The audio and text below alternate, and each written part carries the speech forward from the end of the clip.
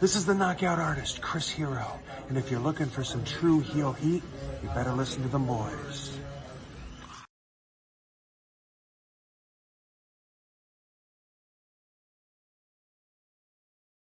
Hey guys, it's Thunder Rosa and welcome to True Heel Heat.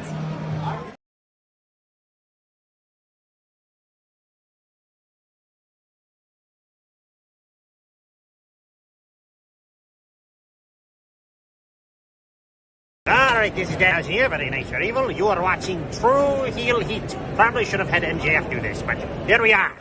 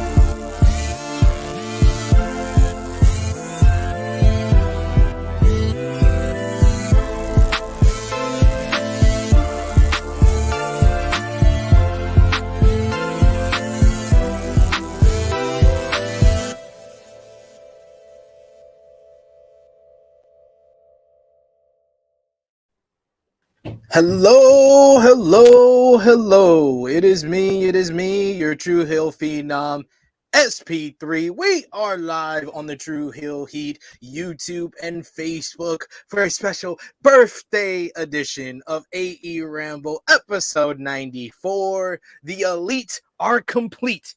Discussing the May 17, 2023 edition of AEW Dynamite. As always, Thursdays, 1:05 p.m. Eastern Time. I am here with the man of 49,000 subscribers. You go to him for your TV and movie reviews, as well as your honest criticisms of Tony Khan. He is Jimmy Macram. Good morning, folks. My streak is over. I just woke up. What was I going to say? Happy birthday. Thank you. I also had a birthday present yesterday. Because I went on Twitter and somebody I know decided to spoil the Elite reunion 20 minutes after the show went off the air. So there was that. Yeah. Who's the somebody you know? Is it I me? don't know. No, we'll see. Is it me? Maybe you shouldn't look at social media before you watch the damn show. Ain't that a bitch? How about that? I don't know. How about that? How about you watch the damn show and then go on social media, sir? Don't put the blame on somebody else. Don't put the blame on somebody else. Absolutely. I didn't do it live during the program. That's what I'm gonna do from now on, by the way. Whenever something horrible happens to somebody, oh my god, you know what happened to me late night at the park? Well, you should have been out there alone. I don't know what to tell you. Things can happen. Jimmy, somebody beat me up. Well, why were you in his face anyway? Okay. The words and opinions of Jimmy Macram do not necessarily reflect those of True Heel Heat, its viewers, or affiliates. Always with the false equivalency, Jimmy Macram. Why do you always have to go to like the worst possible comparisons? Fair enough. Someone gets stabbed with a knife. You shouldn't be messing with people with knives. What? Why? Why do you do these things? Happy birthday! Congratulations to the Lakers. We got a lot farther than you thought, sir. Hey, first of all, if the Lakers win, I'm in a good spot because I won $600. But you bet it on the Lakers? Wow. This is what you got to understand. For future reference, I want to help people out there who have mental issues like myself, who have wild emotions. At least you put it like myself. People who have wild emotional swings like I do. Here's what you do: if you want something good to happen, and there's a binary option, you bet on the bad option happening. So I want the Lakers to lose. That's all I want. I don't care who else wins. I want the Lakers to lose. If they lose, I'll be very happy. But if they win, I'll be fucking miserable. So I bet $100 on the Lakers to win the championship. If they win, now I'll be happy too. Wins for everybody. You know why you'll be miserable? Because I'm going to rub it in your face for the next 365 days of the next year. Because I've been subliminally, people thought I've been talking about other people when I discuss stuff. But when I said on other shows, I was like, all the Laker fans who jumped off the bandwagon, they don't deserve this happiness. You don't deserve that money. You don't deserve the goddamn money, sir. You jumped off the bandwagon. Yes, because of LeBron. LeBron James came to our bandwagon because we hated him for so long, and you jumped off. That's the wrong time. Who did he bring with him? He brought Nick Wright and Shannon Sharp. I'm out. There you go. I'm out of here. I gotta go.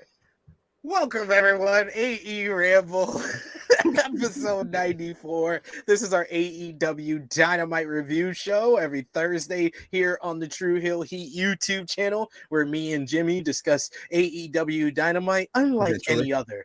Yeah, eventually. Unlike any other wrestling YouTube show that you watches and reviews AEW Dynamite, we appreciate you guys for joining us live. If you're watching us on demand, we appreciate you as well. Show your appreciation back. Drop the thumbs up on this video. Share this video with all your wrestling fans, friends, and family on all your favorite social media platforms. If you are new to the True Hill Heat YouTube channel, hit that subscribe button. Hit the bell to stay notified for all the great content here. And, of course, sound off in the live chat with your thoughts, your opinions of last night's AEW Dynamite. We'll try to highlight as many of your comments as possible. But if you're feeling generous, you want to give back to what we do here on the True Hill Heat YouTube channel, you can do that with a super chat donation. It'll make sure we we'll highlight your comment on screen. And of course, it helps out the channel so much. We got Dolores in the chat who says, happy birthday, SP3. Was great hearing you be called out on New Japan Pro Wrestling this morning. Yes. Called out by the good friend Kevin Kelly, who didn't wait to see me like Jimmy did to wish me a happy birthday. Great commentator. Wait, on NJPW, where was this?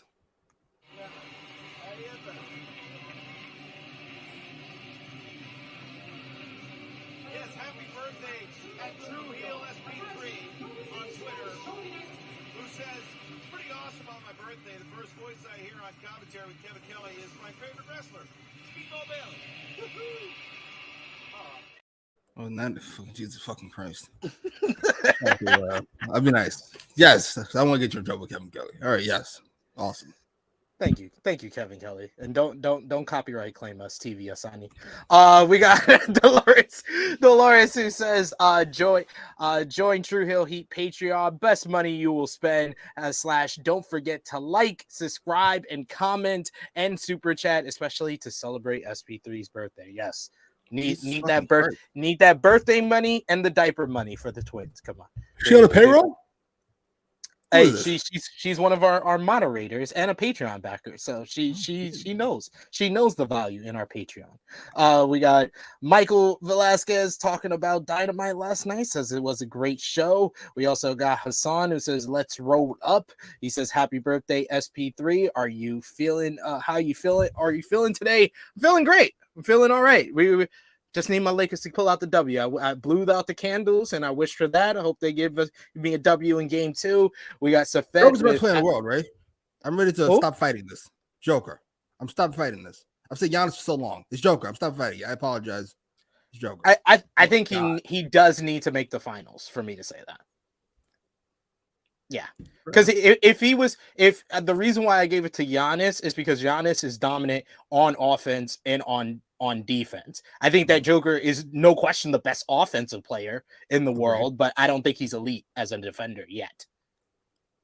Fair enough, but we do have a Magic Johnson example, so I'm going to go there. That's fair. Great, that was 30 years ago. Whatever. We got King of the North who says happy birthday SP3. Joseph with it saying happy birthday SP. Ricky saying this felt like a go home show. It was great. We also got Ace in the chat saying happy birthday SP3. ALW saying happy born day, sir. Appreciate you. We got Chucky Ducky who says so happy Hangman rejoined the elite.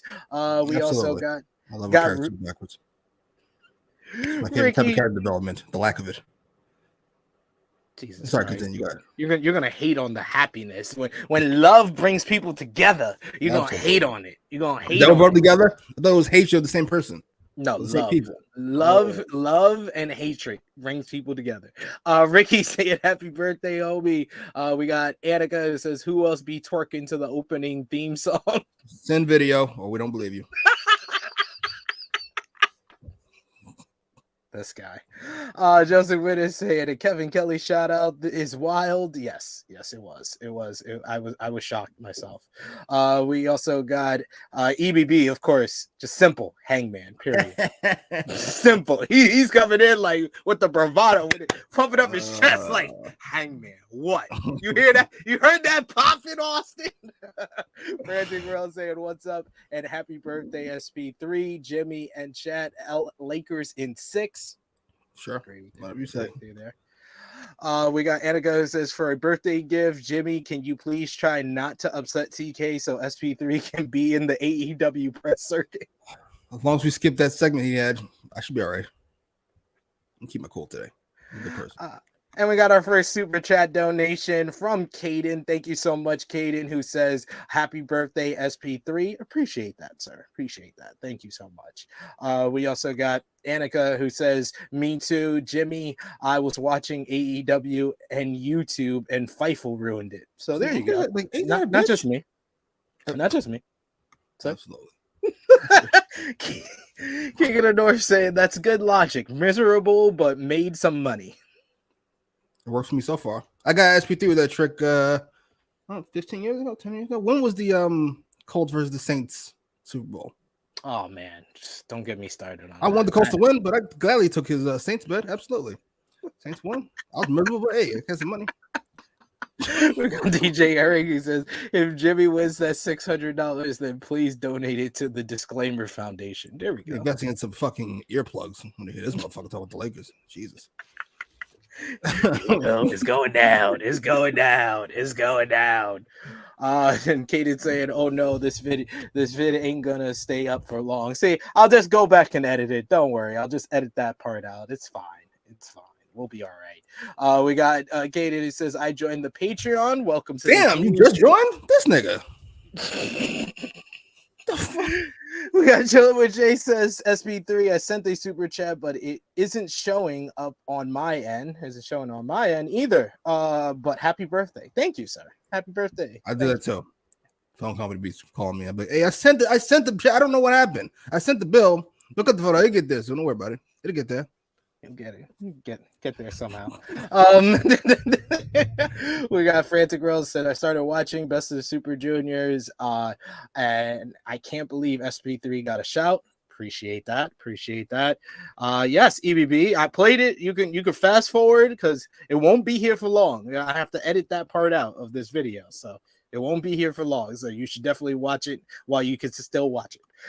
But yes, let's get into AEW Dynamite from last night, Jimmy, May 17, 2023, from Austin, Texas. What did you think about the crowd last night in Austin? One of the slave states. Come on now. You know how they were. They were great. Of course they were. He said, come on now. You know how we doing this slave states. Oh, slave states be banging. I should never leave the South. We should never leave Clan Country. We only stay down here. Ricky and J Man, I like it, but goddamn it, sacrifices have to be made. See, it's one thing to say, one of the slave states. Clan but you said okay. The words and opinions of Jimmy Macram do not necessarily reflect those of True Heel Heat, its viewers, or affiliates. Kicked off the show with TNT, Wardlow, He gets straight to the point. He comes to the ring and he calls out Christian Cage, who comes out with Luchasaurus. Christian and Wardlow, they argue for a bit in the ring. And Wardlow tells Christian, or basically warns Christian to spit in his face like he threatened last week. Christian loads up some spit. He's about to spit it at Wardlow, but Wardlow yokes him up before Luchasaurus attacks Wardlow. Wardlow is doing well on a 2-on-1 beatdown here. Wardlow's doing well until Christian low blows him. They then bring in a ladder into the ring. Christian nails Wardlow in the head with the ladder, followed by Luchasaurus with a damn choke slam through the ladder. Nasty crash, mangling the damn ladder. And then they put the ladder in the center ring, and Christian delivers the the kill switch on the ladder on the TNT champion. And then Christian holds up the TNT championship, and he stands tall with Luchasaurus. Kind of skipping ahead because we could just talk about it all in one. Later on, after the opening matchup, we see Renee in the trainer's room with Wardlow getting checked by the trainer.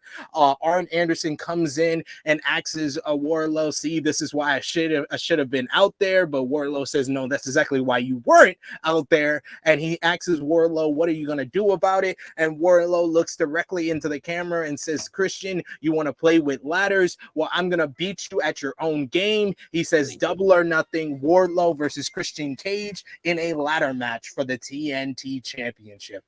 What did you think? A very rare kind of talking promo segment / attack to kick off the show and building what is their mid-card title, the TNT Championship program here. I don't think I've ever been more wrong about a haircut in my life. I thought this could work. It does not even a little bit. I'm sorry. That ponytail is desperately missed. Holy shit. Right. That's not what we're talking about. We're talking about the segment. The segment was fine. It was good even. I don't know why. Maybe it's because it's been 20 years, the same thing over and over. But I really enjoy when people talk off microphone. It just feels different. Whenever Roman Reigns does it, I find it hilarious because he's giving whole fucking Hitler speeches off microphone. And fucking I enjoyed Christian and Wardlow going back and forth about a microphone. It worked for me. And the attack, I think, worked really well. The ladder shot was atrocious looking, but what are you gonna do? You want motherfucker hit the ladder, I guess. Yeah, I mean, he put his hands up. You're trying to protect yourself from a concussion. I think somebody wants to say hi. You want to say hi? See, you said hi. Hi to Jimmy and everybody in the chat. You've been acting like it's your birthday today. Speaking of Harlem, if you haven't seen Cam and Mace, their podcast, watch it as soon as you can. It's the most Harlem podcast I've ever seen in my life. Cam and Mace got a podcast? Cam and Mace have a podcast. It's got like 100,000 subs already. It is hysterical. Do they talk about Harlem things? They go into the bodega and Harlem they use Harlem lingo. Oh, okay. Cam said Jordan Poole is a munch. He's always been a munch. He said, what did he say? Pat Bev need to go get some box before the games. That's why he's struggling. Yes. What? I'm saying box. He didn't say box. Anyway. Yeah, but I thought the chokeslam was great and Prettier was great. And the promo afterwards forced, but you know what? Whatever. Sure. Let's go with it. Sure. Yeah. I like the development because they need to make some matches for Double or Nothing since for only 11 days until the show, so they had to get fast with building these matches and announcing them. So I don't mind the promo in the back, even though, yeah, like you said, it did come off a little bit forced there. We do have another super chat donation from the good brother Dan. Thank you so much, Dan, who says happy birthday SP3. Hello, Jimmy. Okay. I'll take that, I think. And we also got another super chat donation. Jeez. This time we did see it from Chase. Thank you, Chase. Appreciate you, good brother. You probably threw in another 5 because we didn't see the last one. He says, Google is broken, but here you go, good brother. Thank you, man. I appreciate the birthday money, the diaper money. I was just joking. I believed you. Yeah, okay. We also got in the chat Benny wishing me a happy birthday. We got talking about your comment here. King of the North says Warlow looking like Joe Swanson. Yo, the shirt. It's the shirt. It's It the was shirt. It's the skinny mixed with legs. the haircut. The lack of socks. The haircut. It's a bad look all around. I'm not entirely sure what we do, but you gotta do something. That ain't it. Ooh. Oh, we got Annika being like the the paralegal who's the assistant to your attorney, and they show up. Like, that's what happened to like, him? She protesting? I don't know. I didn't send the link into Discord into Discord yet, so maybe she'll do that when I eventually do that. I'll eventually do it, I'm sure. We got also in the chat here EBB who says first Brock with look at my face, now Wardlow with spit on my face. Who is next? And what the fuck they gonna say? I don't know. I don't know. Something in my face, spit in my mouth. I didn't want to set you up, but I kind of knew that was chicks are into it. I don't get it, but I'm not want to deny anybody anything. Well, we see what type of woman you're into.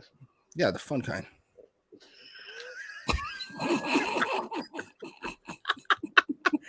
Oh, we got Erica saying, hey, Harlem Heat. We also got Frantic Rose. It says first hour was a little rough and funny, but the second hour was very good. We got Ace who says, nobody plays mind games better than Christian Cage. And Chase says, no charge twice, just like the bank. I'm named after Jimmy. I watch my funds carefully. Sounds like a dope rap song, actually. Yo, that is, doesn't he? He sound like a John Moxley promo out here.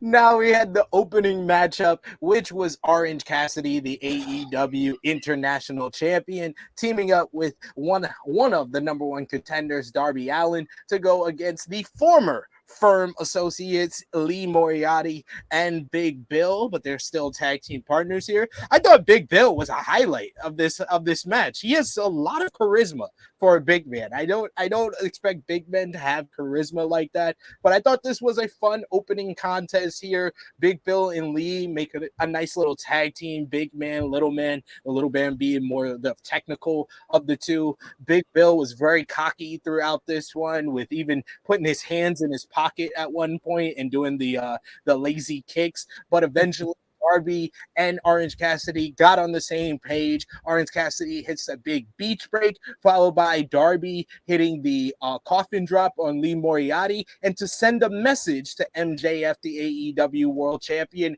Darby Allin actually picks him up, delivers a headlock takeover, and gets the 1-2-3. I very much enjoyed the finish to this matchup.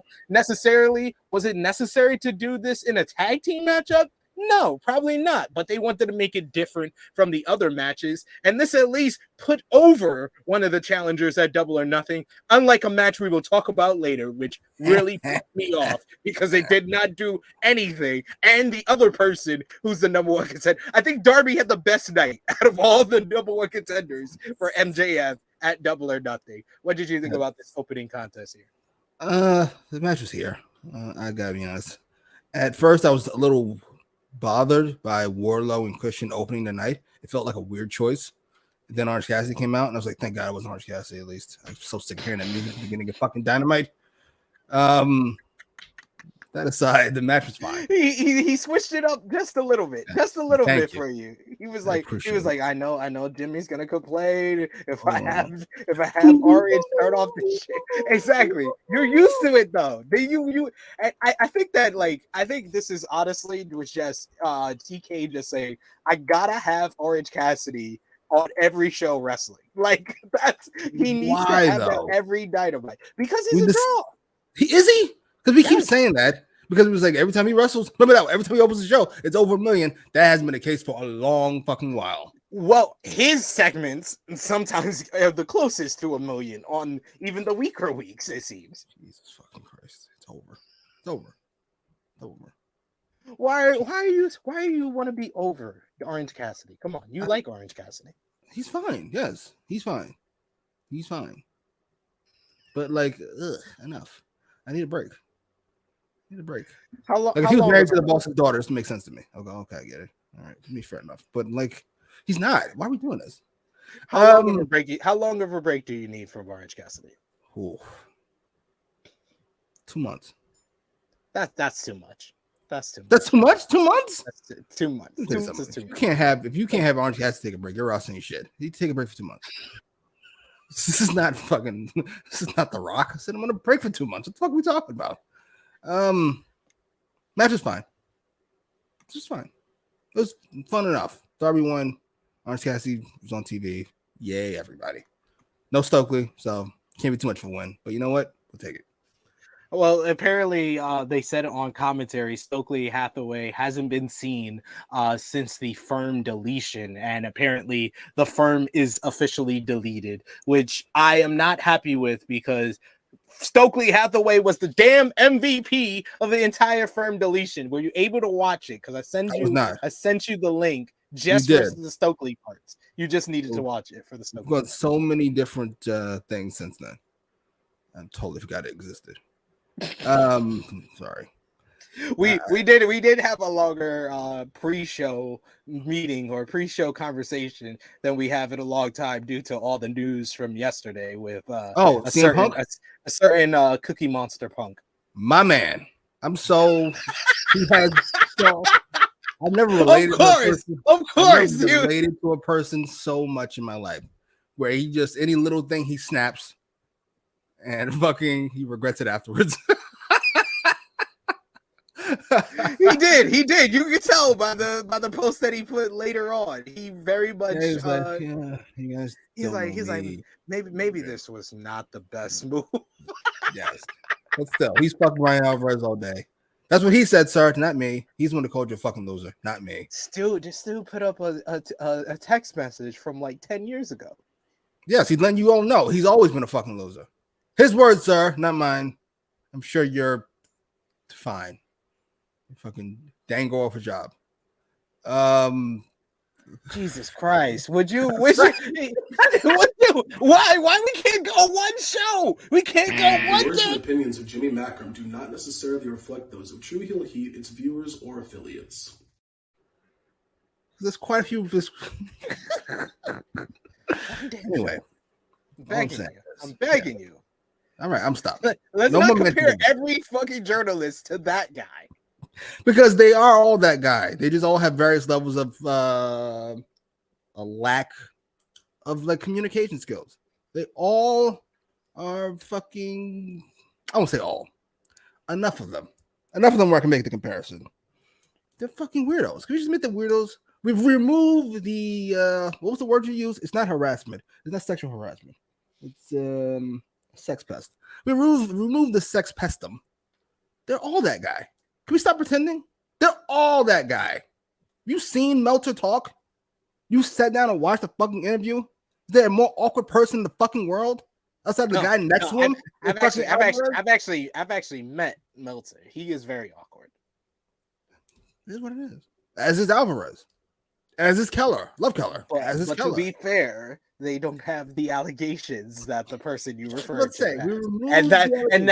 And that is what you said, a 3 undeserved though. No, it was deserved because that person has a lot bigger. That's like comparing freaking a guy at the club who gets ignored by a girl to Vince McMahon.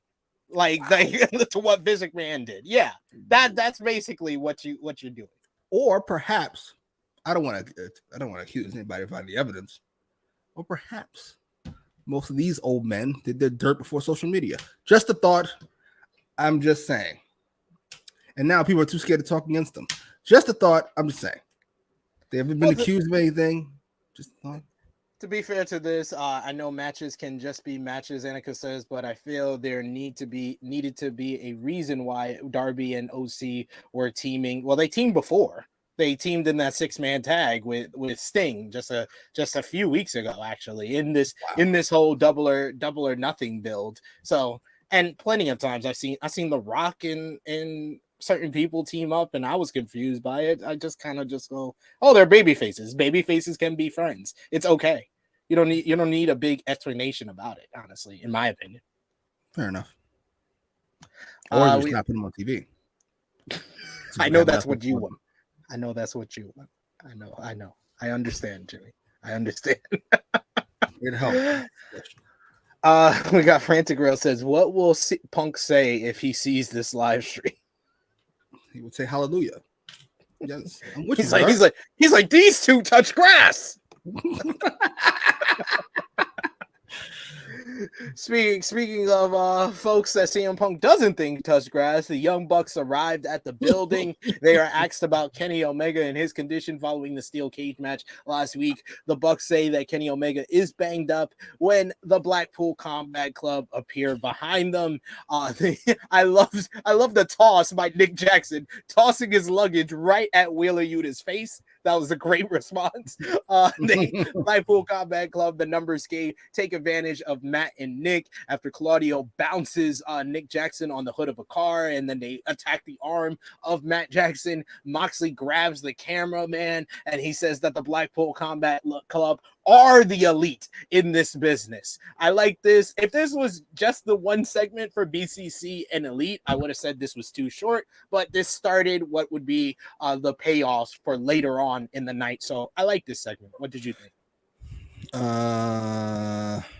Same. I've had that situation you had me before that the Bucks just had, where you mind your own business until you're surrounded by three men. It's about to get rough. And you know what time it is too. You know exactly, and you always mad at yourself, like fuck, I wasn't paying attention. It is like that. It is like you gotta think. Am I gonna fight? Am I gonna run? Am I just gonna give them my money? Like you got three choices here. They handled it pretty well, I will say. The toss of the luggage. That was a great toss. That was a great toss. Anyway, yeah, this was a fine little setup. I like Moxley in jeans. It's a nice look. He looks like a badass. I was minding my own business. Of course I was. I was at a bus stop waiting for the bus. Now, granted, it was 2 a.m. I should have had my eyes open, but I did not. There you go. That motherfucker. This motherfucker. What? Oh, Jesus. Applying your own advice to yourself. See, you were the one that fucked up because you were at a bus stop at 2 a.m. in the morning. I appreciate that. I appreciate you using your own advice. It's great stuff. Next,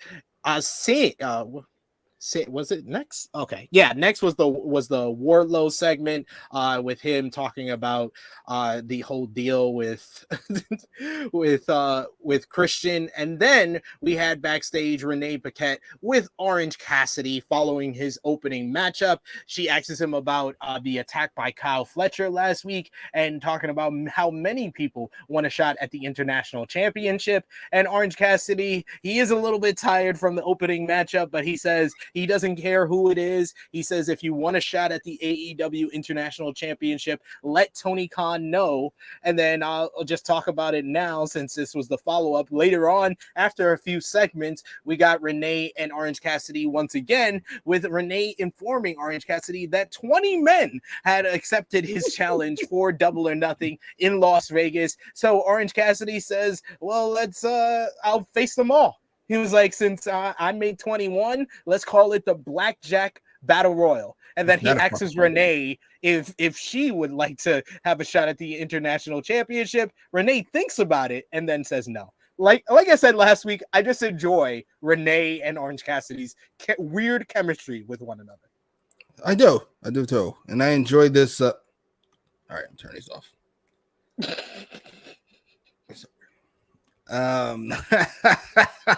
I do too.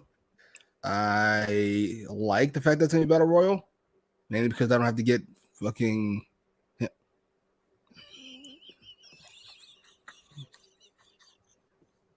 I'm assuming you mean the comment is rough, because if there's anybody who has touched plenty of grass, so to speak, it's not a sexualized comment though. I'll get there in a second. It's CM Punk. CM Punk is the only motherfucker on earth that can tell you to touch grass. You can't say shit about it. You seen CM Punk's roster? Have you seen it? Maria, Lita, AJ Lee, touch grass. You want to say who the fuck I am? You gotta stop. CM Punk got the resume of DMX from what y'all name's what from So, yeah. Like knock it all the way off. By the way, Lakeisha, LaShawn, Inez, and Venetia. I used to love that video as a kid. Me too. I remember when you remember Direct Effect on MTV? I used to love when that came on. Lala used to host it. Oh, that was like the first show Lala hosted on MTV. And Beth Phoenix? Oh my god, he likes them in all shapes and sizes. See him, Beth Phoenix, Lita. Beth Phoenix and AJ Lee? This motherfucker. Absolutely. Dare you. Goated. I apologize, sir.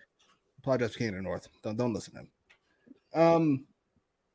By the way, this is the wrestling show I want. We've had like 4 or 5 angles appear at least twice throughout the show. I was here for it. Awesome. There was a lot of that on this show. It was very consistent as far as like segment, follow-up, segment, follow-up, segment, follow-up. Like a real professional wrestling organization. Who would have thought? Only took 4 years. Only took a possible new TV deal. That let me do some stuff here. Yeah, this is fine. I don't mind. I actually prefer Orange Cassidy in like segments like this than matches. I'm over it. If you've seen one Orange Cassidy match outside of maybe fucking Ospreay, you've seen them all. I would say next week he doesn't need to be in the matchup, but we do need to find out who's going to be in this battle royal. We don't need every name, but some of the names would be. Yes. To be fair, who are they going to say that's going to make you go, oh, yeah, awesome? Yeah, because it's still a battle royal, to be fair. Yeah, it's battle royal. There's no fucking, I can't think of anybody who doesn't have a match already that would be in it. I would go, ooh. Except Hobbs, maybe. Even then, kind of. Or maybe Ospreay himself. Ooh. Yeah, it's that shitty fucking boy band guy he sent a couple weeks ago. He's just the harbinger for Ospreay. I'm here for it. Harbinger of things to come. Next, we had Sammy Guevara in the home state of Texas going one-on-one with the coolest name for a jobber ever, Exodus Prime. Exodus Prime. Yeah, that's a great name. Takes a knee to the face. He takes the go to hell. 1, 2, 3, 19 seconds. Sammy Guevara looking strong here. But then, post-match, Guevara talks about working his way up through the Texas independence and knowing what it took to get here at Double or Nothing. He's winning the title, and he says that the fans here have had, seen him make his fair share of mistakes to get to the right place, but he's gonna make it when he gets to Double or Nothing. Once again, we thought it was just the video package last week. I thought maybe it was just All Access was just making him into this. But no, they went full throttle. And this is just part 1 of them just going, no, we're going to try really hard for people to view Sammy Guevara as a babyface.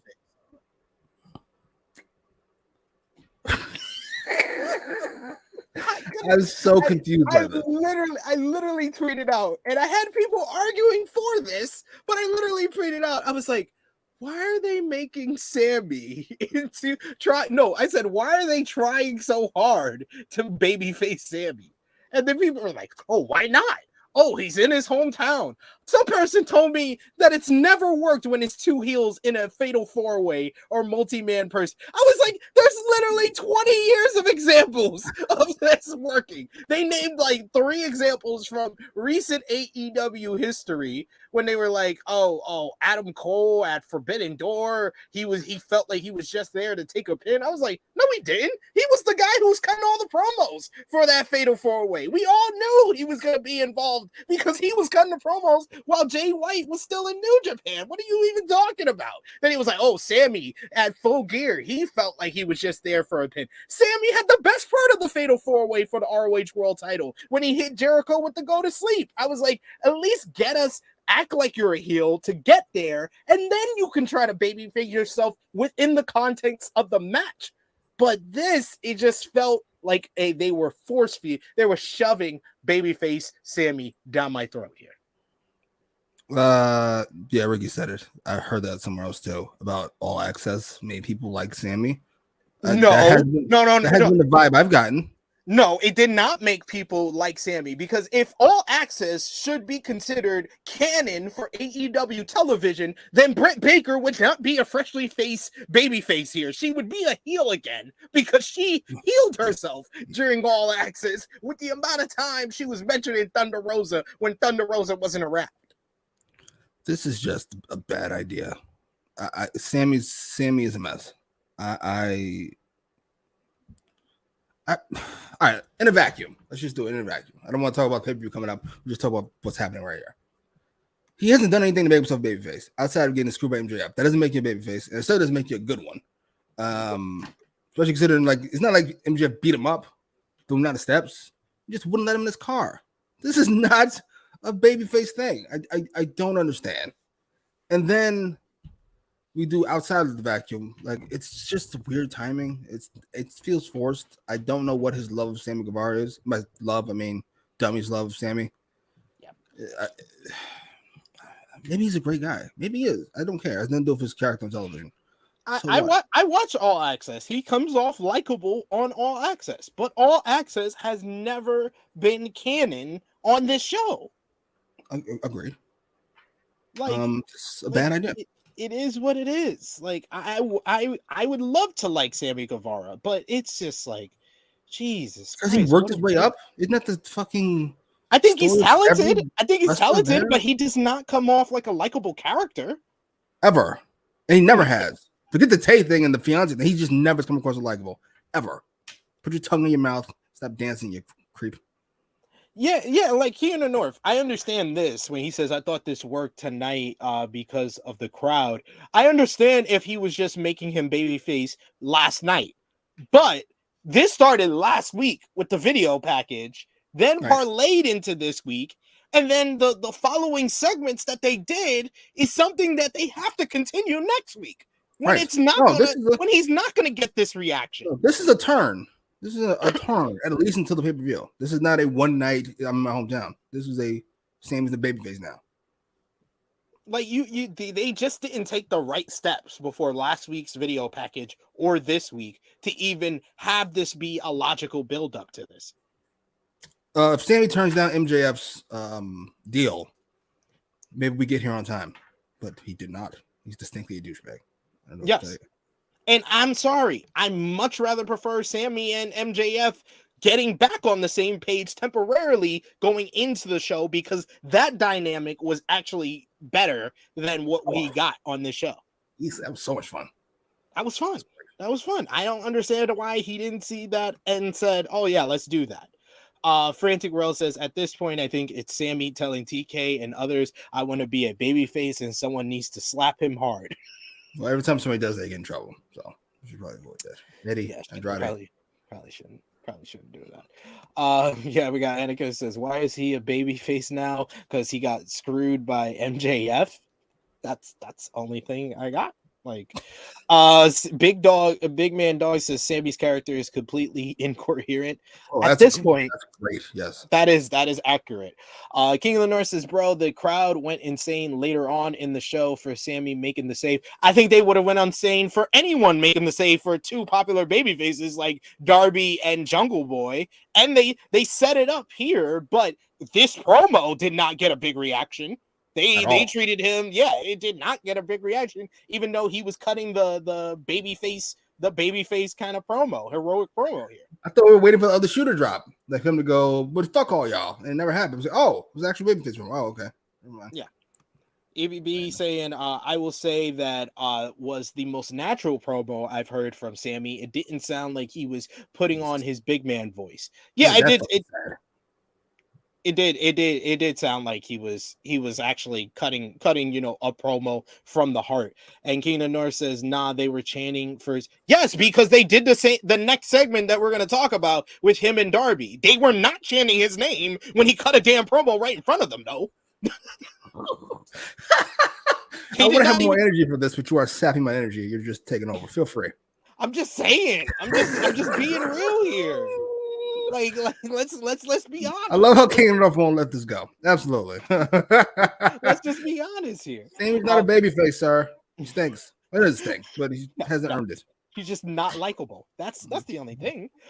Following up from this, we got a quick little video package about the Four Pillars matchup coming up at Double or Nothing, talking about the four men's history and starting off in AEW at the very first Double or Nothing in 2019. I will say I did like the amount of attention they've been giving overall since the tag team matchup that really set this up in the last 2 weeks. They've really put a focus and pushed hard to make this feel like this is the main event. Yes. I still don't buy it, but yes, all this. Yes, this isn't a main event. I don't know what it is. I do know what it is. The other three non-MJF guys don't feel. If I ask you to rank them, you go MJF Dragon, MJF Moxley, MJF whatever the fuck. This feels significantly below all of them as far as a pay-per-view main event worthy match. It just isn't. Sorry. Yeah, just not. It's just not. It's Unfortunately. a necessary step, though. You know what I mean? I'm sure the first time Rock was the main event didn't feel like Rock should be in the main event. Exactly. That's the whole thing. Like, you have to do this type of stuff for these guys to eventually be viewed as main eventers. So I understand it completely. So I do get that part of it. So they got. Yes. Do you remember? This is mad random. Oh, I feel bad for you, all of you at 20, Caden and company. You remember the corporate ministry? Yes, I do. Fucking Triple H got Undertaker's face once, and they were like acting like they were equals. I'm like, since when is Triple H the equal to the fucking Undertaker? But it's a necessary step for you to look at Triple H as an equal to the Undertaker. That's how that works. True. Yeah, and it's similar to the whole Rock, how like I think you talked about it a few weeks ago, how they did that first matchup with Austin the day after his turn at Survivor Series, but they also, the steps goes back farther than that. They had him feud with Austin over the Intercontinental Championship when Austin was on his rise, which made people be like, oh, he's on the rise too because he's getting matched up with Austin. We should view him as a top babyface, even though he was like the second biggest star in the nation at that time, because that was still when Farouk was in charge of the nation. Indeed. God damn it. I miss wrestling. What are you trying to say? What are you trying to say about what we watched last night? Are you trying to say it's not wrestling? No, I would not say that. I'm not one of those people. This is gymnastics, not wrestling. That's not how that works. Sorry. Yeah, this is fun. This is fine. Ridiculous. It pains me how much you hate this. You watch this, but you hate it so much. True. I thoroughly strong. I enjoyed last night's episode. I thoroughly enjoyed the last 2 weeks before this, but I enjoyed last night's. It pains. It really does pain me. It really does pain me. What do you think they would have to do to what Booker. do you think coming out of Double or Nothing, you will view these guys on a higher level than where they're at right now? No, but I think we'll be on the path. We'll officially, because it depends on the follow-up. Because if you move if you move Darby or Jungle Boy into a feud with mid-card heel, I can't think of somebody, a mid-card heel, I'm going to be like, oh, never mind. They're right back to what the fuck they were. But if you move Jungle Boy into a feud with Jericho, Darby into a feud with fucking Joe or somebody, like, oh, okay. I get it. Okay, fine. Fair enough. Sammy into a feud with somebody important. What about Swerve? Ooh. You sure that wasn't him? You sure he wasn't Exodus Prime or whatever the fuck? Will you stop? They're gonna get more TV time because they made the announcement that they got the new show AEW Collision starting on June 17th. Hopefully, that means that we're gonna see the return of CM Punk on that show as well. Here's hoping. They're saving it a week. We'll get to that in a little bit here, but yeah, that means that Swerve's gonna get more TV time. Hopefully, isn't that a shame? Sure, let's go with that. Did you mention Jay White? Another week. Y'all ready yet? Are y'all ready? How long do we have to wait for you guys to apologize? Because we're not there yet. Tony Schiavone is in the ring, waiting for Planet Jarrett, aka Team TNA. When they come out on the stage, they're immediately jumped from behind by the AEW World Tag Team Champions FTR, who push Satam Singh off the stage, and this dude takes a clean drop into some tables. That is the cleanest drop from the stage through some tables that we've seen from AEW, because a lot of times they miss the tables completely. This starts a fun little brawl here between champions and challengers coming up at Double or Nothing. FTR has the number of Team TNA here, catching them on the drop. You have Dax and Cash setting up and measuring Jeff Jarrett for the big rig. From out of nowhere, Karen Jarrett appears. Karen Jarrett low blows Cash Wheeler, and then Dax turns around and Jeff Jarrett delivers the stroke to Dax Harwood, and then both Jarrett and Lethal deliver guitar shots to FTR following a double choke slam from Satam Singh. So Planet Jarrett has added a queen. It is Queen Karen with Planet Jarrett. I'm sorry. I don't care what anyone thinks. I know there's people that despise Jeff Jarrett being on television. Jeff Jarrett is over with me, and Karen Jarrett is the ultimate heat magnet to be added to this crew. What did you think about this segment here? I didn't get to watch her much at TNA. Has she always been as corny as Jeff is? Yeah, even more. Oh my God. Because she pops in. She's about to hit FTR. She's like posing to the crowd. Like, ma'am, this is supposed to be a serious moment. I thought she's busy fucking whatever. This is fun. I gotta be honest. All this is atrociously stupid stuff, and I kind of love it. I don't know why. I feel bad for FTR, I guess. But, why? They're fine. They'll be all right. Much like Jay White, like where was Jay White fucking 4 months ago? Where were FTR a year ago? They had all the titles. They had all the titles, but not the title they wanted. They were the hottest things on the planet, and now they're stuck with fucking Planet Jarrett. Like, Jesus fucking Christ. You poor bastards. I'm enjoying it, but I feel bad for them. Shouldn't have signed that contract, nigga. I don't know what to tell you. You always sign 2 months, 3 month contracts, sir. Fuck that. Fuck that. Will you stop? You just keep signing them till Vince dies. You basically tell him that they need to sign the LeBron James contract. Absolutely. The year and an option. Yeah, every year until Vince dies, we fucking a year and an option.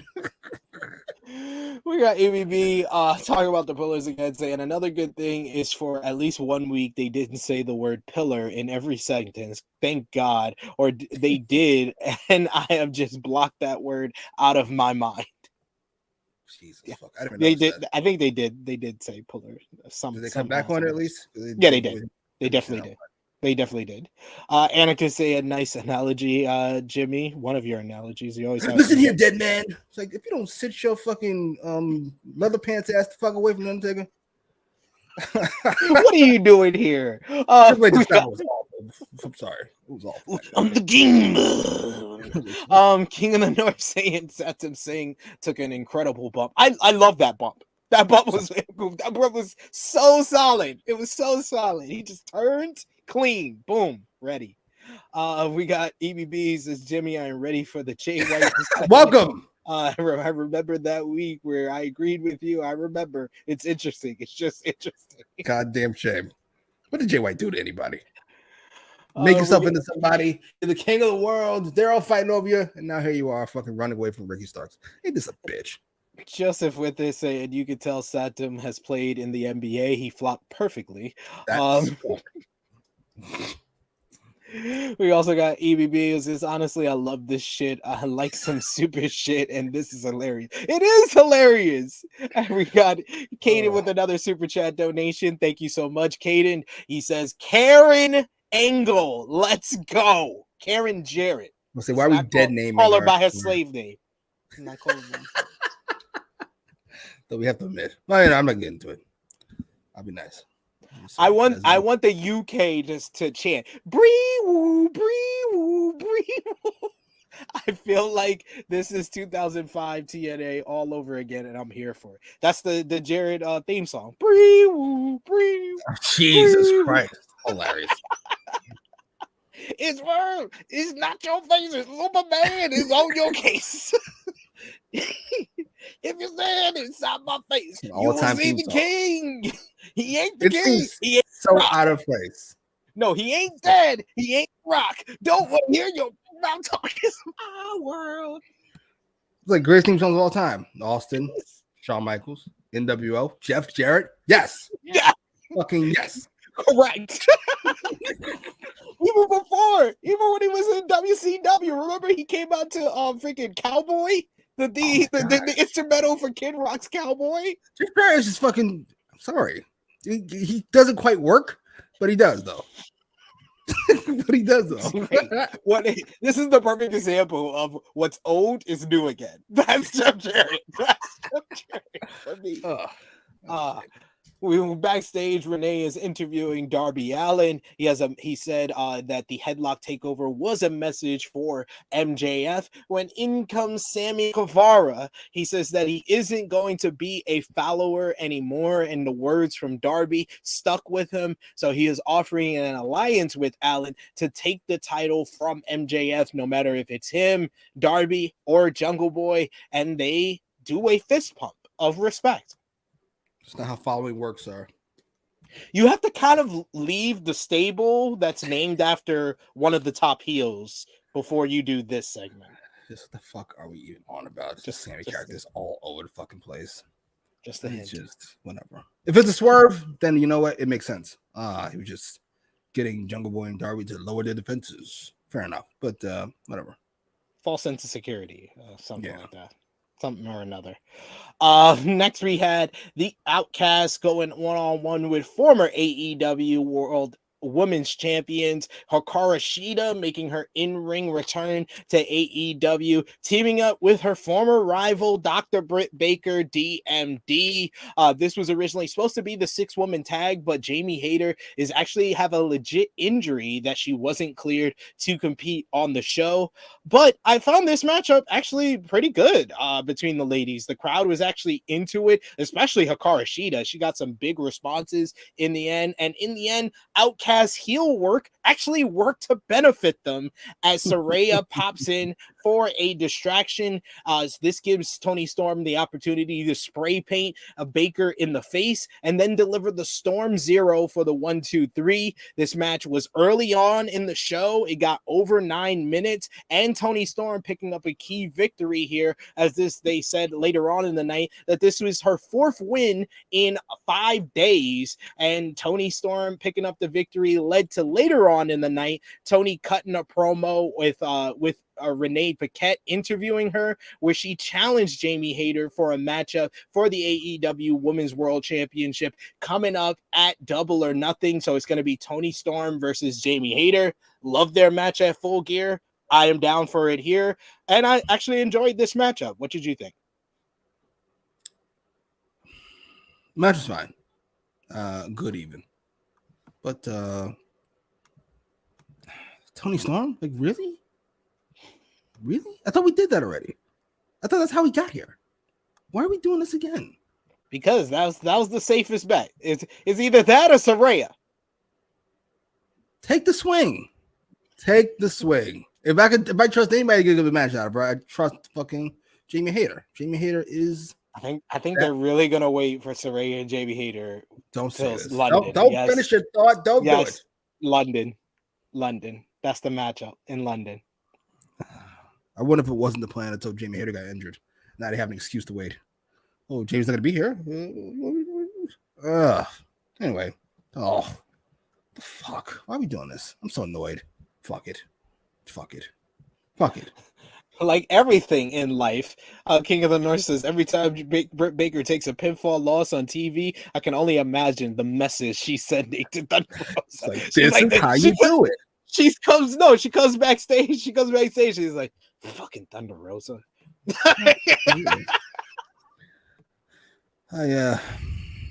I'm very curious about how they're gonna do this brand split. We'll see. We'll see. We'll see how this works. We got Frantic World that says this woman's tag match was really good. Ruby slapping Tony Storm, no, slapping her own butt like Tony Storm was funny and good to see. Yeah, I liked them work how they work together in this matchup, and their heel shtick is growing on me. Yeah. Well, this feud is a mess. I actually do like them all together. And they got a little potential, we'll say. They do. We got EBB says because they can't book the woman good, at least we'll get a good match out of it. Honestly, it's something. So to be fair, Jamie Hayter fucking crushes it in her singles matches. So it looks like we should have more of those. I agree. I do agree there. Next we had Tony Khan with his big, not announcement, but elaboration on the debut of Collision. I love how Excalibur was about to say announcement, and then he said elaboration. Elaboration from Tony Khan as he talks about the debut of Collision coming up on June 17th. Location to be announced, and we hear more about the upcoming cities for the tour. June 24th, they'll be in Toronto, Ontario, Canada, the day before Forbidden Door. Thursday, June 29th, they'll be in Hamilton, Ontario. So not all the shows will be live. This will be a taped edition of Collision. Then Saturday, July 8th in Regina. You got Saturday, July 15th in Calgary, Alberta, which will be the finals of the Owen Hart Cup. And Saturday, July 22nd, they'll be back in the United States at Newark, New Jersey. We're going, right, Jimmy? We're going. Where? To Newark. To do what? To watch Collision. Oh, no, not interested. Come on. A complete waste of time. A complete waste of energy. The whole point was the announcement. Then they did it before the show went on the air because he's an adult. I guess he didn't want the heat of fucking not getting the ratings he thought. Just boo. Boo to all this. This is a waste of everybody's fucking time. Well, they were announcing it at the Warner Brothers upfronts, regardless. Great. So why the fuck do we have the announcement for the announcement? Because he had to make the announcement for next week's announcement of where the announcement is going to really take place. Boo. Oh, boo. What a fucking waste of everybody's time. I mean, Punk's going to be there. Maybe. There you go. See? Pull some bitches with CM Punk. Your boy. Yeah, your boy Punk. Nope. That's your boy. Go. He's climbing my list so far, so fast. He wasn't on TV. Chase saying Britt Baker. So I heard Rosa talking about me backstage saying I wasn't going to be putting the Outcasts over. So I went to Tony and said we should lose. Britt loses a lot of matches on TV. Huh? Britt loses quite a few matches on TV. I'm not mad at it, but yeah, she should. But it seems like he took the criticism of having her win the Owen Hart Cup to heart because she's taken a lot of losses since then. Yes, not enough to make up for that shit, but sure. The most Martha Hart picked the winners, yes, because that's how business works. Because that's what should happen, right? Okay, cool. And around the point, network saying even Jimmy is like, hell nah, I ain't going to Newark. He lives in Newark. Yeah, I have no problem with Newark. I like Newark. Shockingly. That's why I suggested this. We got Kaden saying she's lost a lot lately. Yeah, she should lose her second because Jamie Hayter should be on her own. I don't know what is taking so fucking long. I agree with that. EBB saying I think he's definitely coming, but imagine the scenes if Punk did actually back out last second. I'd be here for the chaos. I think Dummy is gonna, from what I read, what you sent me, Dummy's knows Punk is desperate to work. So I'll call you bluff on a couple things. Nothing important. Just fucking Ace Steel. You're not gonna back out over Ace Steel. Stop it. Exactly. He's like either get with the program. We're gonna give you a bigger raise. We're about to get $1 billion TV deal. You get more money. Come on. Don't let Ace Steel be the person who gets you out of this. You didn't let Colt Cabana work in here stop you from coming. So right. So CM Punk will be there. I have no concerns about that. Me either. Next, we had what I thought was the best match in the ring. Spoiler alert for later. Chris Jericho going one-on-one with Roderick Strong. And I said in the ring, ironically, not a lot of this match happened in the ring because it was falls count anywhere. But it was definitely hard-hitting and physical. A lot of big chops from both men in this one. And it, honestly, you know what match it reminded me of, Jimmy? Kevin Sullivan versus Chris Benoit from Great American Bash 1996. This because you had Roddy with the chops like Benoit. You had Jericho, the thicker veteran in this one, like Kevin Sullivan, and they worked their asses off. And especially when they got into the corridor, I will say it was weird timing with Excalibur letting us know that superstar Billy Graham had passed away. You probably should have waited till after this matchup because you immediately just started getting, wrapped up into the action. So maybe after this match, you should have made that announcement. But Jericho with a big suplex onto a table in the corridor. I love the crowd of people following them around like it was the freaking parade. It was like the Thanksgiving parade behind them as they're fighting through the corridor. Roddy at one point throwing some ice cream in Chris Jericho's face and then eating some ice cream as they kept fighting. They fought to the stairs, to the staircase where they're fighting on the top. And Aubrey Edwards has to do a vertical count on a pinfall at one point.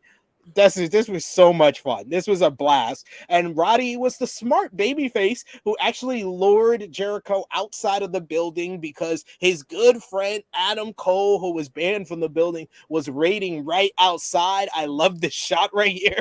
We go behind Jericho with ice cream still in his hair, and Cole goes off on Jericho, beating him down on a freaking dirt pile, and then giving him the boom to the back of the head. Roddy comes in with a big knee to Jericho's face, and he gets the 1, 2, 3. Roderick Strong getting his first big win in AEW in his first singles match. This got plenty of time, 13 minutes, and this was a good example of AEW basically telling us the finish to this match, because we said last week on this show that we thought this would be the finish, that they would lead outside, Cole would be outside, and that would be his revenge for everything with Jericho. And we had the nice little moment with Strong and Cole. But sometimes the predictable outcome is the right outcome because it actually made the baby faces seem smart. And like I said, this was an entertaining as hell brawl through the corridor and through the building going to the outside. What did you think, Jimmy?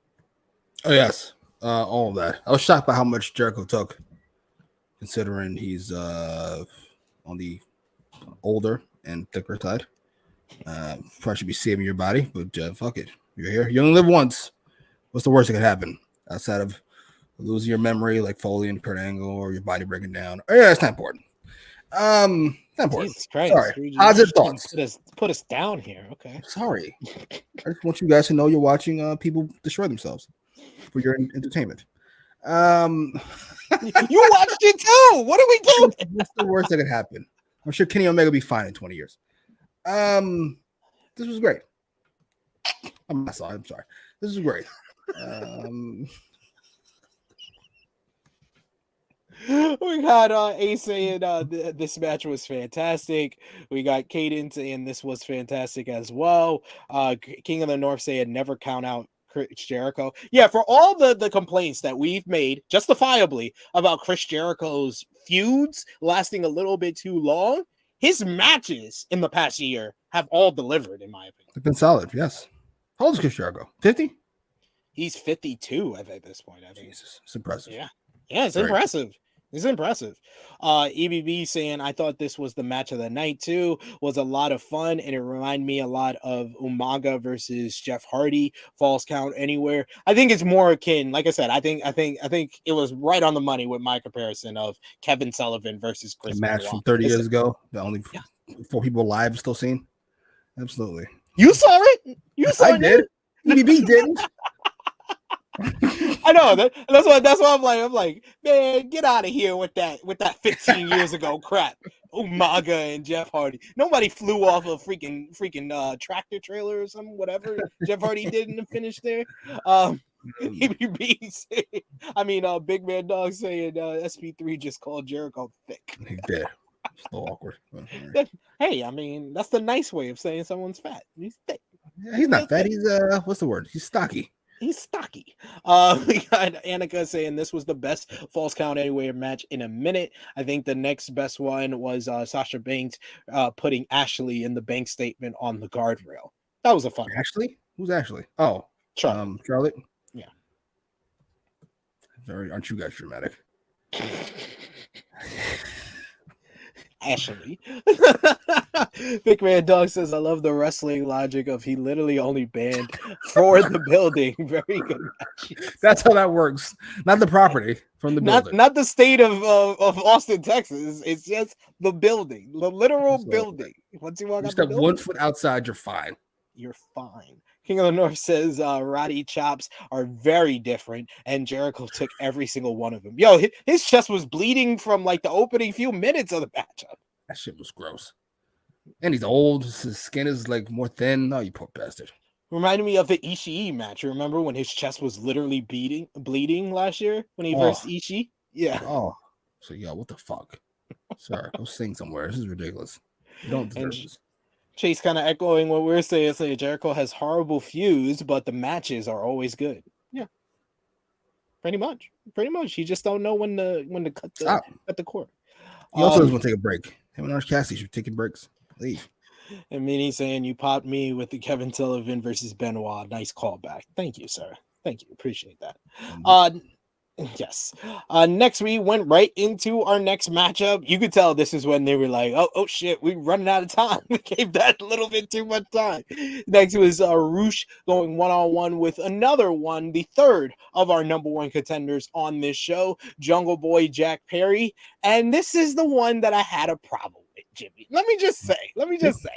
Now, I thought this match was good.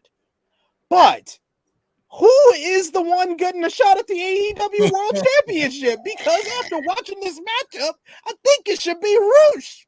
Roosh completely destroyed Jungle Boy for literally 10 minutes of this matchup. I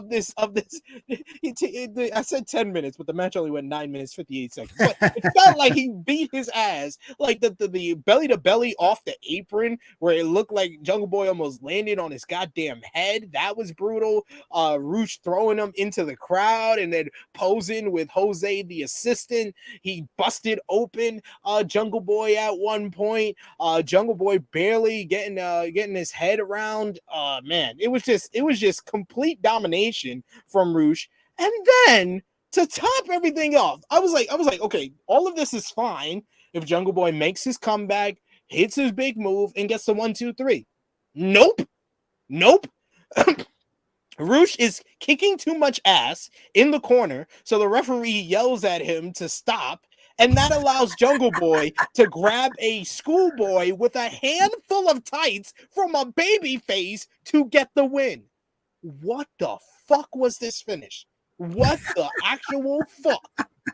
After the matchup, LFI, Preston Vance, and Roosh jump Jungle Boy. This felt like a direct, payoff for MJF trying to take out one of his challengers for Double or Nothing. It leads to Darby Allin coming out to try to make the save, but the numbers advantage gets the better of him, and we get Sammy Guevara coming out to a big pop from the home state fans in Texas. He comes and he actually makes the save for Darby and Jungle Boy, laying out LFI together with Darby Allin, and all three challengers staring at each other as they all seem to be on the same page here.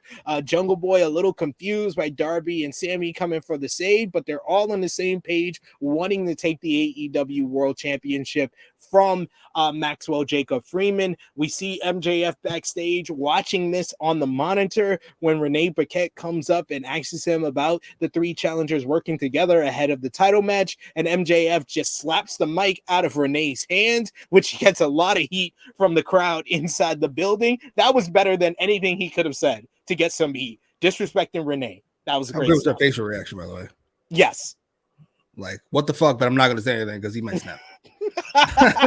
He's a little too upset, so I'm just gonna let that slide. But I there's parts of this I like. Okay, I will say all three challengers working together, although that it could have been built to a lot better and a lot more effectively. I like it in a vacuum, as Jimmy would always say. I like it in a vacuum that they're all getting on the same page ahead of the big matchup and not allowing Max to, if there was a payoff to LFI to kind of take out Jungle Boy. But the stuff that I hate about this is that they didn't build to this Sammy being a babyface or being a tweener ahead of Double or Nothing very well. And my lord, did they not book this match with Roosh well at all? Like, Jungle Boy got no fucking offense, and he cheated to win. What did you think? Same. When I saw that he pulled the tights, I was like, oh my god, that is an interesting choice. By interesting, I mean the wrong choice. I think I feel better if that was Darby. Darby's a little more established. Yes. We know he can beat almost anybody, so him beating Roosh would roll. It's like, he just want to get the fuck out of here. I can't knock it.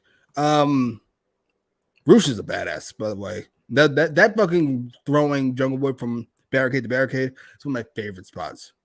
It looks so violent, and Jungle Boy took it like a champ. Post match, I'm not entirely sure what we're doing. Fine, they're all on the same page. Great, they're on the same page for this only one person can win match. Sure, okay, whatever you say. Sure, let's go with that. Fine, whatever. Are we doing a double turn between Sammy and Jungle Boy? That could be fun. And by fun, I mean terrible because it's an awful idea. Because Jungle Boy's a natural babyface, and Sammy is not. Whatever. I'm not gonna argue with you. Fair enough. Lead the way, genius. Book of the year. Lead the way. One Mike Nation bringing up a good point here, saying one gripe: Sammy was also banned from the building because he is still a part of the Jericho Appreciation Society, but he came out later in his gears. So this dude walked around outside in his underwear. Absolutely, sure. It's hot down there. He can walk around in his underwear. So what? Sure. Caden saying Darby gets a tag match, Sammy gets a squash, Jack gets fucking Roosh. Right. He also says this was a great match. It wasn't, but horrible booking decision to do this now. Maybe back in March. It was. If it's a horrible booking decision to even book the match, then it can't be a great match. And it's not a great match. It was fucking a squash. It was literally a squash because Roosh came out looking better and took 85, I would say 90% of the offense in this matchup. Look how mad he is about this. It actually reminds me. I think this was egregious. This was egregious on Tony Khan. Is it egregious in general or never mind, keep talking. I was literally flabbergasted. I was flabbergasted by this booking. Not the booking decision of the actual match. If Roosh is going to have this type of offense and then Jungle Boy makes the miraculous comeback at the end and wins with his finish, I'm all for this. It's totally fine. And it can be a great match. It can't be a great match when Roosh takes 90% of the fucking offense and the babyface takes the win. I was Jesus. I agree. I was gonna say this reminded me a lot of Punk and Wardlow. Wardlow just beat the shit out of CM Punk for 10 minutes. But then Punk won clean, number one. And he's CM Punk. He'll be fine. He doesn't need to be building up. He's as built up as you can ever get. Jungle Boy isn't that. Sorry, he just isn't. His name is Jungle Boy. You want to see the type of match that this should have been? Go back to February and watch Roosh versus Bryan Danielson. Not even that was a fantastic match, one of the best matches on Dynamite this year. But how it was booked and laid out was Roosh dominated and got something out of the matchup, and then Dragon made his comeback at the end and won clean. That's the difference. That's the difference between a great match and this match, which it was good, but it was good for one person. I'm gonna start saying that. No, I'll be nice. I'm gonna keep it clean. I've been cleaning the whole show. Still keep it clean. MJF said Jungle will have to get his hands dirty. I don't think this quite qualifies. No, you cheated because you were getting your ass kicked. Yeah, I mean, you're just trying to save yourself. That doesn't really count. And before I forget, Roman Reigns booking is atrocious. I'm sorry. Listen, you've earned your break. Even you asked me earlier, what's a frantic world? When you asked me, listen, he's earned it. This schedule, Roman has earned it, but it is rough on the product. Sorry. Because I was like, this tag team stuff with Sammy and them, this is a great secondary feud. It is not a main event in the show ass feud. Sorry, it isn't. Not interested. We got King of the North, like you were bringing up, Jungle Boy surviving and winning off a dirty roll up. Loved it. MJF told that man he's gonna need to get his hands dirty to get up the ladder. But he also said to look like a fucking contender. He did not look like one in this match. If he gets 20% of offense and then the dirty finish, I am with you. I love it as well. I don't love it when he only gets 5%. It has gotten lower as I've talked more about this matchup, remembering the certain parts of this matchup where I don't even remember Jungle Boy getting more than 3 moves in this fucking North match. loves everything. Loves everything AEW. You fucking Steven from Django ass motherfucker. Nah, that's wild. That's wild. The words and opinions of Jimmy Macram do not necessarily reflect those of True Heel Heat, its viewers, or affiliates. Come on, man. Come on. Man. You can't love everything the boss does. Everything? Everything? How do you do that? Wild. That's wild. That is wild. He says SmackDown, is becoming rough now without Roman on the show. You made him go. You made him leave. Jesus, Jimmy, what are you doing? What are you doing? Don't make people leave. There's not one decision you disagree with. When's the last time you disagreed with anything? EVP saying SmackDown, is going to becoming rough now without Roman on the show, especially now with Gunther on Raw. I'm actually enjoying what I see from Raw more now. I agree. Fair enough. They built up Gunther like an animal. I'll give them credit for that. Yeah. Yes, and Beanie C back said it best. Said, yes, this was a spotlight match for Roosh, not for the guy in the shot at your top title. Jesus Christ, what are we doing? Anyway, did fucking Darby versus MJF. I'm telling you. Now let's talk about Jimmy's favorite part of the show. Switchblade Jay White going one-on-one with Ricky Starks. Switchblade with Juice Robinson in his corner. I thought this match was a really good matchup. I thought it was going along. It was going along very well. I would have even said it was a great matchup until we got to the finish. We got a quick Michinoku driver by Ricky Starks, gets him a close 2 count. He goes for the spear, but Juice trips him, and then Switchblade goes for the Blade Runner, but he counters that into a roll up. Some really good close near falls towards the end. First on the roll up, then on the spear by Ricky Starks, and then Robinson, after Jay White distracts the referee, he brings in a steel chair behind the referee's back. I love this picture right here by Robinson after one of the near falls, and he brings the chair into the ring. Ricky gets the chair, he uses it on Juice, and then decides to use it on Switchblade right in front of the referee to cause a disqualification. This is kind of the outcome that I expected, but I didn't expect the match to be this good, so that's why this finish was a little bit of a letdown. But I will say, I give this whole segment overall a thumbs up because we got Juice Robinson still yelling Ricky like he's fucking in Boys in the Hood. I love it every single time. I enjoyed this matchup, but not the best use of Switchblade Jay White. Once again, I will say that. How many weeks is it now where you could say that same line? Oh my god, it's been 5 weeks. Real quick question: has Jay White lost weight? Who? Jay White. He looks really skinny. He looks ripped. Has he lost weight? Is the question. I don't know. Fair enough. Oh, what a mess. This is. I didn't think they would go with this outcome, but like I said, they don't really do DQs all that often. Yeah. This is kind of what they booked themselves into. Ricky can't take a loss. Jay White can't take a loss. So here we go. This is what we said. We said last week. We said it last week that when they announced this matchup, I was like, yeah, it's probably going to be a non-finish because that's the right finish because it's too soon to do this matchup because this is probably going to be the pay-per-view matchup. But I mean, I don't know about this finish per se. I would have took Jay White getting the win due to Juice's help.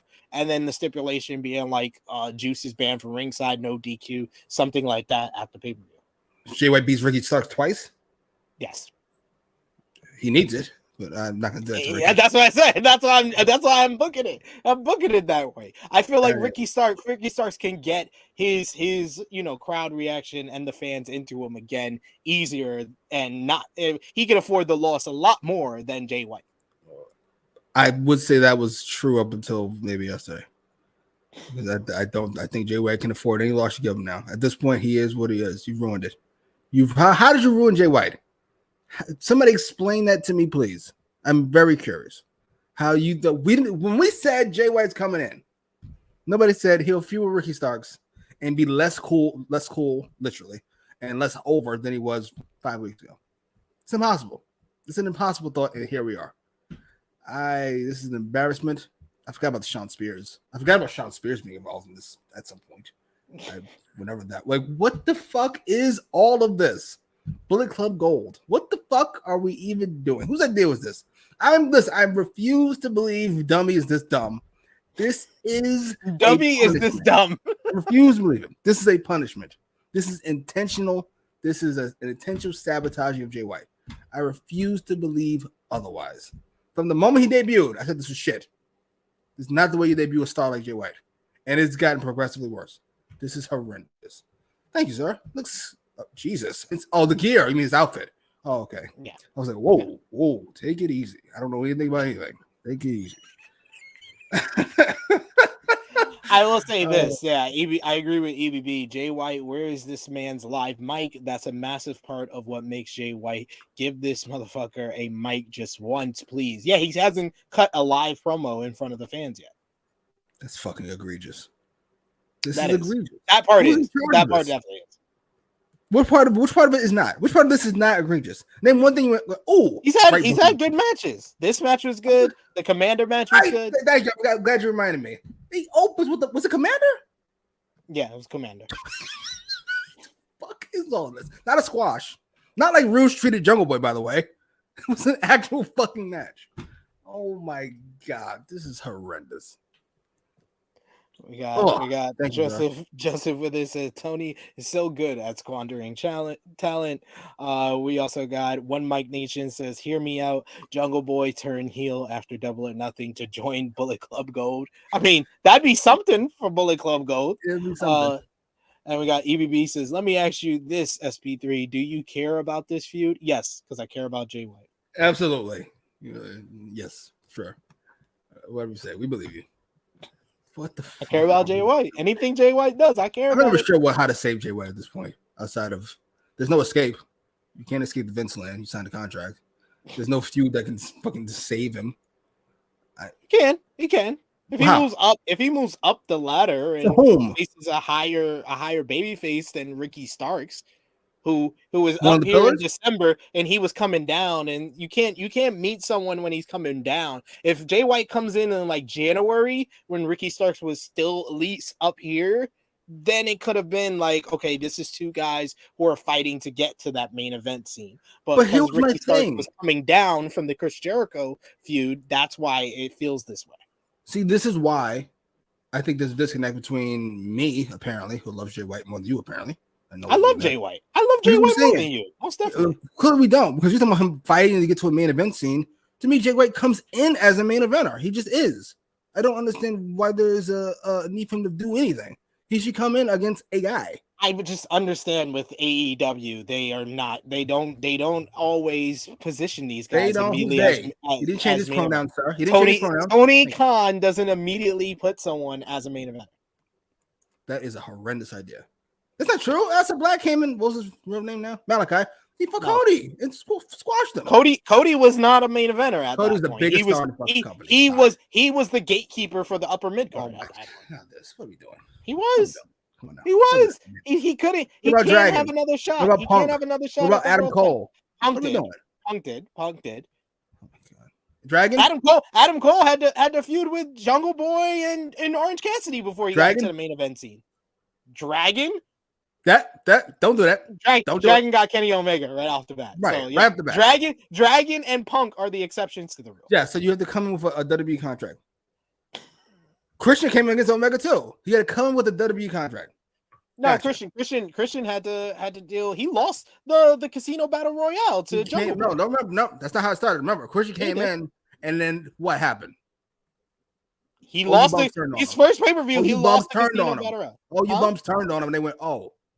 All right. Well. And he feuded with Matt Hardy. I mean, we got Frantic World here in the chat said, I like this match. Don't worry, Jimmy. You'll get your main event Jay White match soon.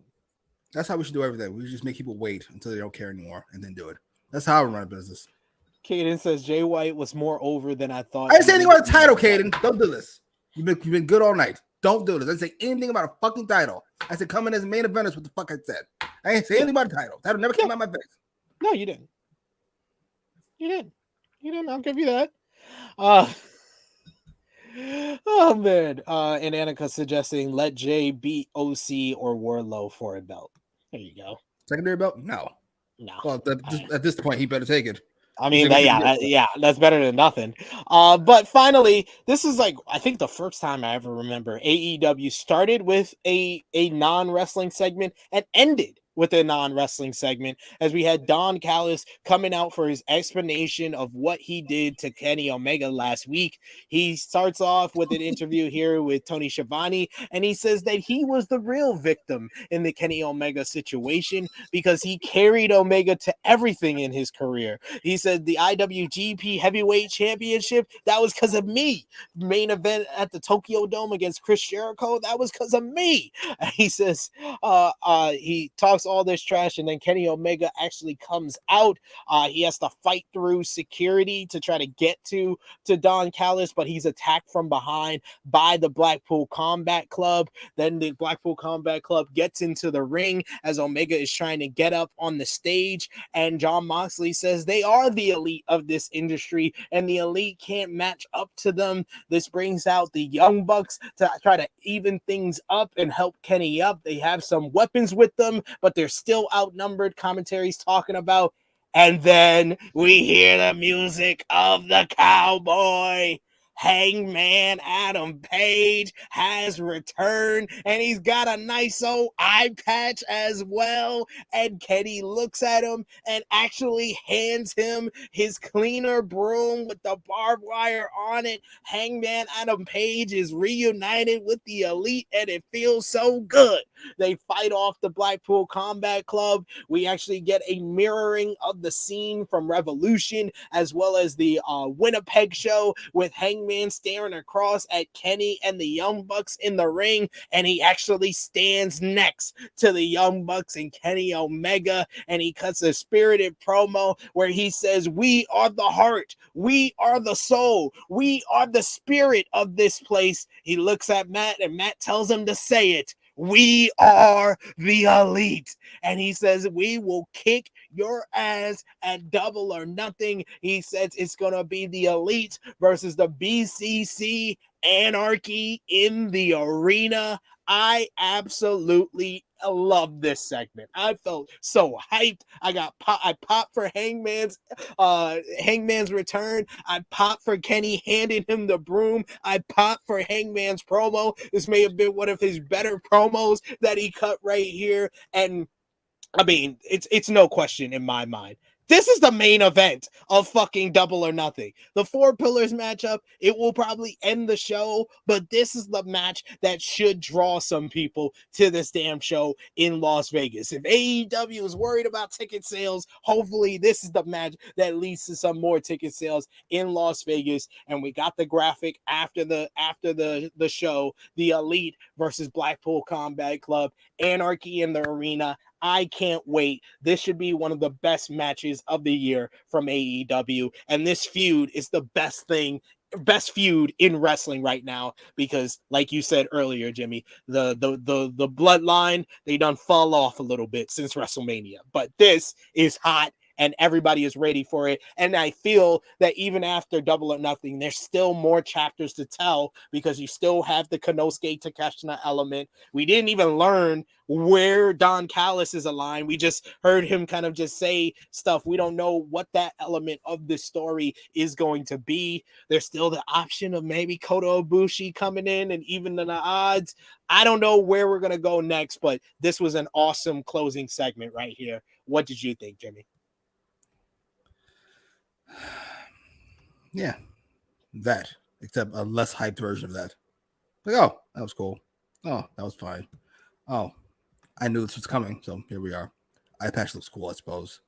I wanted to hear more from Don Callis, but we're saving that for a later date, I guess. I was very disappointed about Anakin. I don't like those matches. I don't care what anybody says. The last one was good, if you say so. Nah, fuck it. It was fine. Yeah, you know, this is good. The last one was fantastic. The first one ever was fantastic. What? First one was fantastic last year. Which one was that? Double or Nothing last year. Who's in it? The Blackpool Combat Club and Jericho Appreciation Society. That was the first one ever? Yeah. What the fuck am I thinking about? You're thinking about Stadium Stampede. Thank you, sir. Yeah. The fact that I knew what you were thinking about. Right. That was fucking horrendous. Yeah. This was all good. This was a nice, fun thing. I forgot Hangman existed, so I got spoiled on Twitter. But Hangman's been a part of so many of like the biggest pops I remember in AEW. Like his return in the casino ladder match before Full Gear, this one right here, and that Austin crowd, they went off when they heard the first chord of his music. Why are you so upset? I'm not upset. I'm just waiting for you to be finished. Okay. That's a factoid. I got you. Did you know that George Washington was the first president of the United States? Like, what do I expect you to respond to that? It's just a random factoid. Sure. Okay. That sounds right. I don't. I listen. This is all fine. I don't know why it brought me down. I don't know why. I mean, I like villains, I suppose. I just I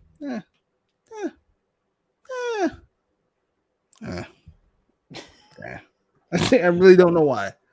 This was well, it's probably the most important week in the history of this feud. It's probably my least exciting week. Like nobody's getting stabbed in the face. You like it when the Blackpool Combat Club comes out on top. Horrendous shit. You go, what the fuck was that? This is like the prototypical AEW of what Jimmy likes versus what I like. I love this melodrama elite story that's been going on for the better part of 5 years. I love it. Put it in my veins, inject it. This just popped me without words, while Jimmy just likes violence, which is the Blackpool Combat Club. No, this is just corny. You can call it melodrama if it makes you feel better, but the word you're looking for is corny. But fine. Fine. Like it's there. I always feel like we're missing a chapter, and this was I feel like we're missing a chapter between this and Don Callis. There's like several different storylines going on here, and like while one is paying off, it's just this whole show felt like that to me. Like I liked everything that happened, but it still felt like a sloppy mess. If that makes sense. I absolutely love how people still bring this up. Like we're going on 2 years since Cash said this shit. This is like in lore. This is like in the lore of AEWramble, AE recap. Is Marcus Cash being upset it was Hangman Adam Page wanting it to be Bronson Reed. Oh, that shit was hysterical. He was like, the Joker is always somebody different. Always. They've been around for 12 seconds. He always. And Bronson Reed. He didn't even want to acknowledge the fact that the crowd loved it. He didn't even want to acknowledge it. Like that's what makes this like it. If you don't know what we're talking about, Go back into the archives, man. That was that. I remember our reaction to him. Even you were just like, "What? Who was Bronson Reed?" I know who he is now, but like he's not big enough to be no fucking Joker. What? All right, fair enough. Yeah, this is fine. That Hangman's bad. It's gonna be a good card, as Steven said. Yeah. I mean, Night of Champions had it for a couple of days, but once they made Elite versus Blackpool Combat Club, Double or Nothing got the better card. One match could do it all. Your bias is showing, sir. Not my bias. I literally said Night of Champions had a better card than Double or Nothing. And now Anarchy in the Arena. Right, Yep. that'll do it. Yep. Elite back together. Yeah, that's a bias. Yup. You know, yup. Nope. Yeah. It ain't no biasness. I don't have a biased bone in my body. WWE puts food on my table. I'm good. I'm good either way. That sounds like a sugar mama. Sugar daddy. WWE and AEW. Neither one of them is my favorite promotion, so I don't have any bias. God, this guy. Sure. Hey, only one promotion gave me a birthday shout out. So if you want to talk about my bias is with NJBW. Yeah. Let's put our thumbs in the middle. Sound off in the live chat. Last call for super chat donations. Let us know your match of the night, MVP, LVP, and thumbs up, thumbs down, thumbs in the middle, and what you gave the show out of 10. Let's put our thumbs in the middle for the May 17, 2023 edition of AEW Dynamite in 3, 2, 1. Thumbs up across the board. Educated and very mature, sir. Out of 10, what did you give the show, Jimmy? 7.5, maybe an 8. I'll go 8. I'll go 8 out of 10. The elite reunion pushed it over the top. 8 out of 10. Right. So 7.5 is about right. He was like, I gotta be 0.5 ahead or below you. Make sure that I'm giving the right thing here. Caden went to a 7. Shit, I might be high. And he was there live, apparently. Yeah. Choco Bro, you are correct, Sage, saying SP3's bias wherever Speedball is that week. Correct. Oh, look at you guys. Oh my god. The last few weeks, you guys' ratings have been solid. Yep. Impressed. We got Rickety who says 6.8. We got Caden who says 7 out of 10. Annika gives it a thumbs up. Steven says 7 out of 10. Chucky Ducky says 8 out of 10. Bro says 7 out of 10. ABB says 7.5 out of 10. Frantic World 7.5 out of 10. 7 out of 10 from Mace. 6.5 out of 10 from Big Man Dogs. 6.5 out of 10 from Beanie. Right. Match of the night, Jimmy. I'm going with Jericho and Roddy. Same. Sadly, it wasn't great, but it's fine. LVP for the show. I don't want to go with Jungle Boy. I'm going with Jungle Boy. Clearly, I'm going with fucking Jungle Boy. How in a week where they forced Babyface Sammy down our throat did they book Jungle Boy worse? How? You know what? Yeah, that's a fucking shame. But yeah, I think it's Jungle Boy. That's a goddamn shame. MVP for the show, Jimmy. That's significantly more fucking difficult. I know you're going with Delete, as per always. Roosh is not a bad pick either. I wouldn't mind that. Roosh is not a bad pick at all. Shit. Yeah, I'll go with everybody involved in the main event segment. Because I love Moxley's promo earlier. Bring that up here. We're the elite. We're the elite. Yeah, I'm going with the elite.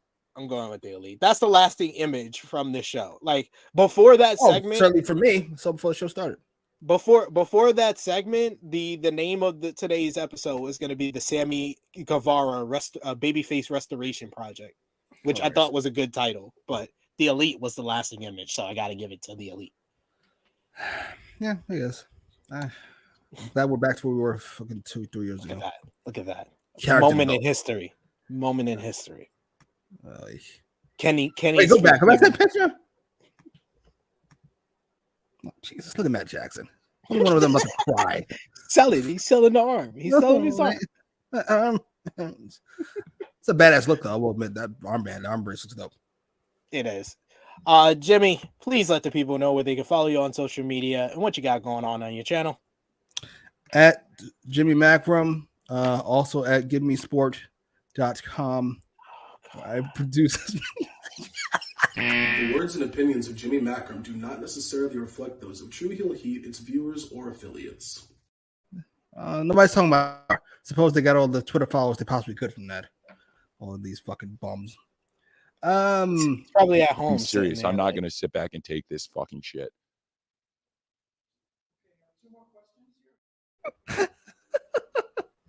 They're the same guy, by the way. Just one is more rich, one wasn't.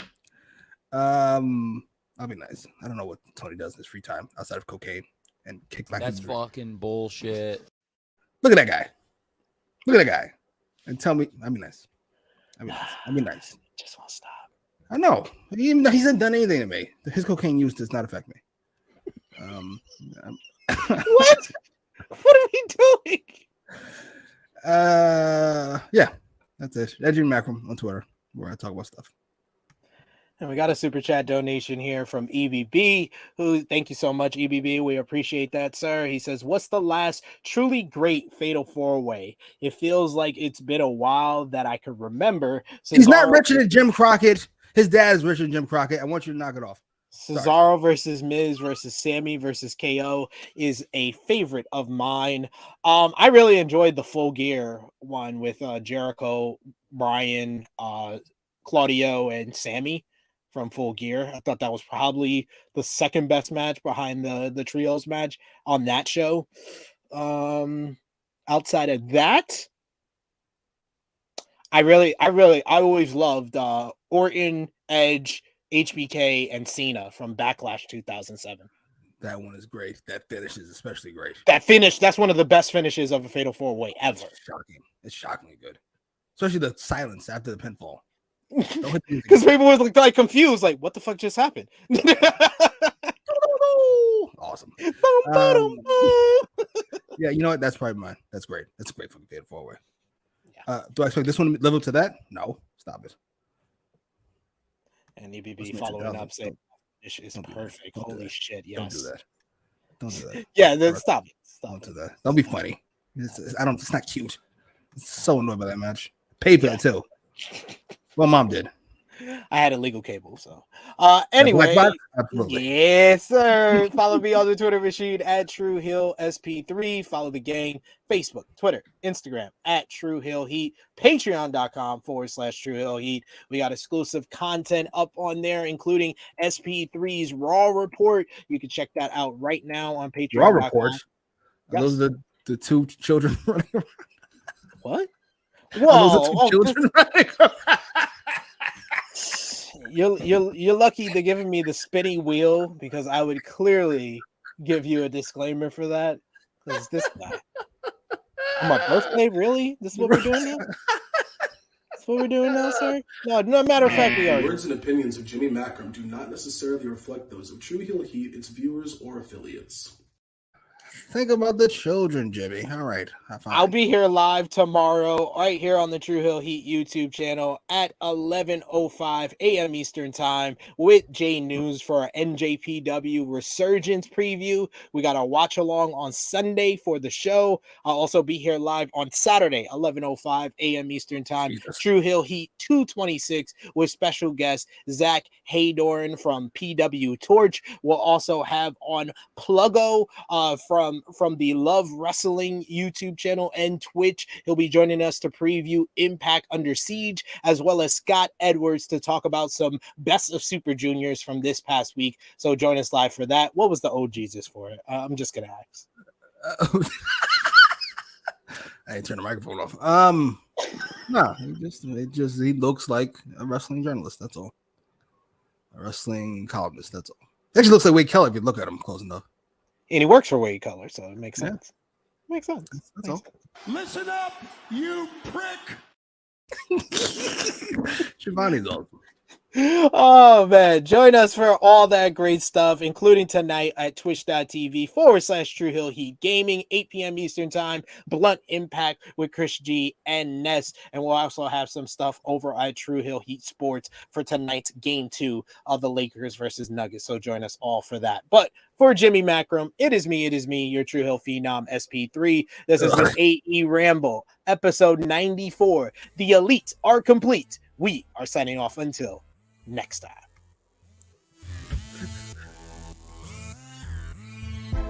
He may lose his hair. Ignore the eye patch. Let's focus.